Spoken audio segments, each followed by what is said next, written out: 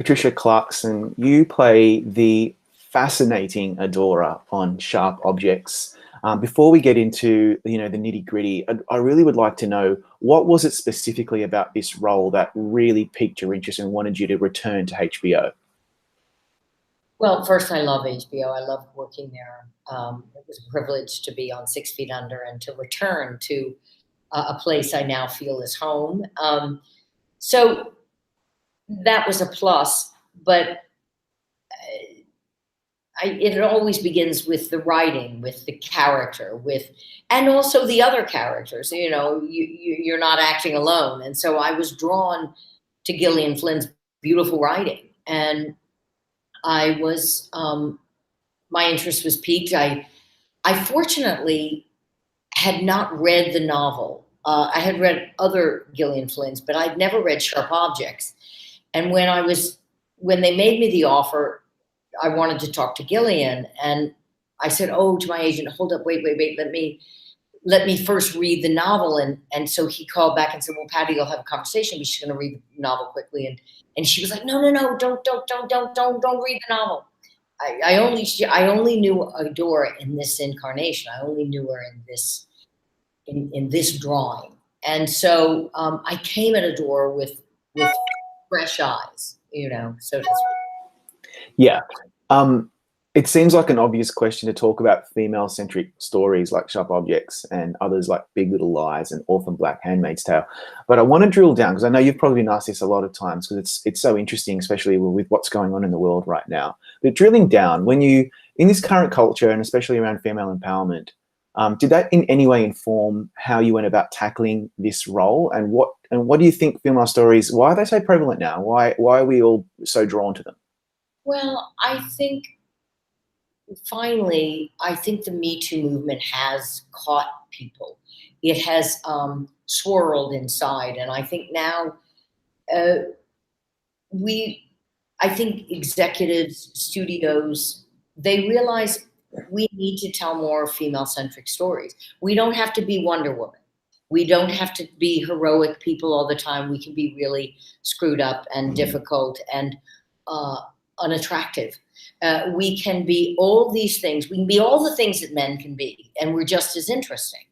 And that's what's beautiful about Sharp Objects is it is about deeply and sadly dysfunctional women, but it's three women at the center, and in particular, of course, one being Amy. But it's when women are at the center, we're winning. It's a good thing. When we are at the center of a project, it's a good thing. And so that I think executives want to do the right thing. I think not only is it politically correct, it's cool. And I think it's empowering for them to say, wait, I think it's empowering for a male executive to say, my next project, written by a woman, directed by a woman, starring women. It's you automatically get the best seat in the table. It's a great thing. It's really cool because obviously like about 15, 20 years ago, we went through a stage where on television, we saw a lot of anti-heroes and they were all like men, Tony Soprano and The Shield. And now we've gone into this whole other new direction, which is so fascinating for anyone because it's a different perspective. Hopefully one day we'll get to a point where it doesn't matter necessarily what your gender is or what your sexual orientation or your race. But at this point in time, it seems that women are really very much a focus on TV, and it's very exciting. Like, do you find even though you're playing one on TV, a very complicated and unusual woman, do you find that when you're watching television or watching films that you're really drawn to these new characters? Oh, absolutely. It's thrilling. I think it's been a banner year for women on television and film. I'm overwhelmed. I mean, I don't know how I'm going to vote for the Oscars this year. I'm an Academy member. There are so many choices. I think in the Emmy it's just lousy with great performances and all of these this year. It's an embarrassment of riches, but it should be. It shouldn't be an exception. It should be a rule. We should always have just an abundance of great female characters in our living rooms. We just should. Yeah, because it should reflect what what the world is. Now I know that you and Amy were familiar with you. You knew her prior to taking on the role. How do you both prepare for this very complicated dynamic between these two characters? You know, it's such a dark and painful process that I was fortunate to have someone like Amy, who is a consummate actress, but she also has a sense of humor, and is a workhorse. Knows that that some days were just going to be brutal. We had each other's back, and I think the important thing, I spoke about this the other day. I think it was important for me never to judge Adora, to never stand in judgment of her, to find what I could love about her, to find the best, whatever for me to know and to stays with me. But there were things, and so and with Amy, we both knew we were playing these really damaged and uh, forlorn and deprived women in ways, which is really not a place you often want to be.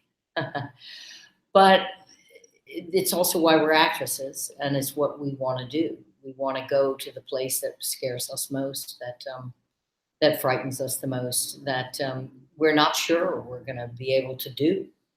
I wasn't sure as I progressed in this part if I where it would go, and I tried to just literally take it one day at a time. It's so fascinating because obviously you're such a seasoned actor. You've been working for a long time. You've got a great resume behind you, and yet you take on a role like this. It just looks so obviously challenging. And you touched on this, that you do, I guess, need to find a relatability, don't you? Otherwise, how do you get into a person that you can't relate to? Well, you can. I think it's essential that we see the best in the characters we play. We let other people judge them. We let other people be mortified or horrified or disgraced by their behavior. But um, we have to do our best, because I think if we don't come with an open heart to a part, we're not going to give it everything we have. And Adora required. It's honestly probably, if not one of the most difficult characters I've ever played, and I knew it, and I had the bonus of having these extraordinary actors around me, not just Amy, but many, many others, and Jean-Marc Vallée, who is a powerhouse of a director. And so, but I had great writing too, and in order to honor and validate these great writers that worked on the show, I had to bring whatever I could to the door. Yeah. I'm really conscious of not trying to give away too many spoilers in case people haven't seen it yet. Although it's been out for a long time and you can, Google it. But like there's a big reveal obviously towards the end of the episodes about your character, and I think we could probably, yeah, Oh, it's yeah, it's huge. Um, yeah, I was just gonna say, like, I think we could probably focus more on the whole theme of abuse, neglect, and you've said this in previous interviews that abuse and neglect is so cyclical, and trauma repeats itself. How yeah. challenging though is it to play a person suffering with that kind of trauma, and yet on the surface she just looks completely like everything's cool, but it's obviously not. Oh, well, that was what drew me to take on Adora, was the dichotomy, was the sheer lightness and the sheer darkness, and sometimes simultaneously or within split seconds of her of her scenes and her being. And so it was. I had to be in such a. I had to do my homework uh, as Adora. I had to come very prepared. I had to come free, and that's what Jean-Marc really helped me so very much, in just a freedom of spirit, of freedom, of emotion, of freedom in my body, because that's what was essential. So I was lucky that I had the wind at my back, so to speak. I needed everything I could get with Adora. Does it help that Jean Marc directed all of the episodes? He did that for Big Little Lies. He directed the whole thing, so it's one vision for the whole project. What does that mean to you when you're working with a director? I thought it was uh, essential. I thought it made the show what it is. It was a man who knew exactly what he wanted. He had this brilliant DP, Eve, that is just, one of the loveliest men I've ever met. And we just went to work every day, and every day we knew what the circumstances were, because we, by the time we got to even, episode 2, 3, by 4, we were flying. And then, by 5, 6, 7, 8, you're into like, Tennessee Williams meets Ian Esco, Sartre, and Eugene O'Neill, all kind of whipped into one. You've got all of the greatest, darkest playwrights coming together in this just haunting and beautiful miniseries. So, like, you've played all kinds of characters over your career with all kinds of backgrounds, but playing something like this, to me, would I think be a challenge. And I'm wondering how do you do it? Do you shed the skin and move on, or does it stay with you for some time? It's hard to. Sometimes I get very emotional when I talk about Adora, because it really was so. It was so. It was traumatizing at times, and I of course let her go, but I did something I've never done. I never went home to New York as Adora. I never went back into my apartment as Adora. I stayed in LA. We shot in Ukiah. I came back here. Even when I had time off, I never went home. Never. So I kept her close, and I kept her right here. I went to Georgia for a little bit, but mainly I kept her right here in Los Angeles. And that's in that home, that was all built, that home. And I had those nails, and when I finally got to shed the nails, and the undergarments I wore, just her hair and her shoes and her dresses and her, she just it's a strange thing to admit. I think about her often. I do. She'll never leave me as long as I live.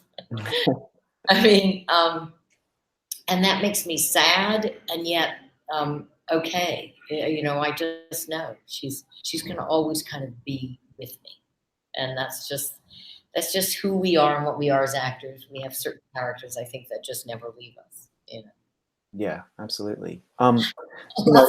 Yeah, that's so true. So true. Like, you've been so prolific on stage, in film and TV. Like, can you pinpoint what's the best thing about working in all three mediums? Well, I think it challenges you, vocally, emotionally, physically, intellectually, in ways that are good for us as actors. It's good for us not to get too comfortable in a medium. And when I had been doing so much film and I hadn't been on stage, and when Bradley asked me to do Elephant Man, I was frightened. I hadn't done theater in so long, but I knew there was something that was missing in me. I hadn't exercised that part of my being and my body. And also, what a beautiful way, you're acting with Bradley Cooper in The Elephant Man. Yeah. But I think it takes you, and television is just so concentrated and is so demanding in ways, and film, and depending on what size budget, it's all these ways that open you. I mean, at the end of the day, it is all about creating a character, and the medium doesn't matter. But it does shift us when we go through these separate mediums, and I think it's important as actors that we don't get too comfortable. Yeah, that makes sense. I'm 58 and I'm trying not to get comfortable. It's never too late. You know, I was looking back at your awards history, obviously, because we're Gold Derby. That's what we really, really care about is the award stuff. And like, you know, so you've had nominations and stuff for like High Art and The Green Mile and Far From Heaven and The Station Agent. Pieces of April was your first Oscar nomination. I think you're also nominated by the Hollywood Foreign Press on that one. You won Emmys for 6 Feet Under. Such a great character, and you've been Tony nominated for The Elephant Man. So like, when you think back to all your awards history, this is pretty cool. What's the one thing that comes to mind where you just think, yeah, that is going to stay with me? I love that memory.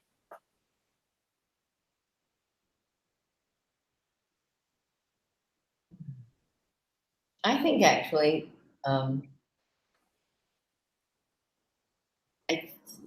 I think taking my dad to the Golden Globes.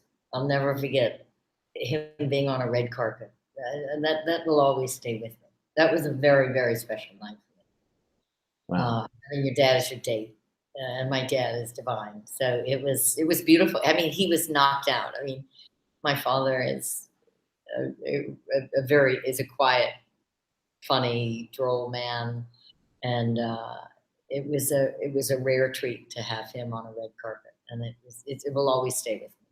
That's beautiful. I would hopefully one day hope my daughter might take me to the Golden Globes. And Wow. you know, you never know, mate. You never know. And finally, obviously, winning for 6 Feet Under, you know, that was a really important prize, I guess, in your career at that point in time of your career. And I can't remember if you were at the Creative Arts Emmys. Obviously, the guest I actors. was at both of them. Oh, you were.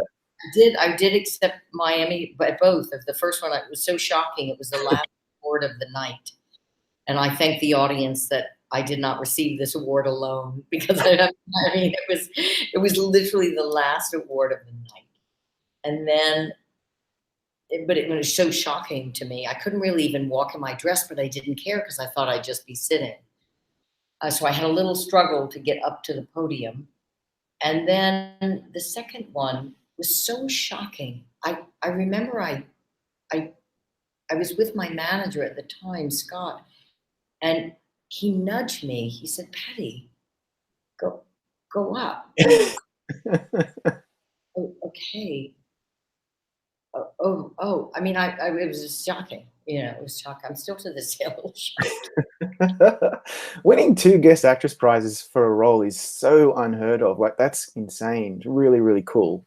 It was Alan Ball's brilliant, and he wrote.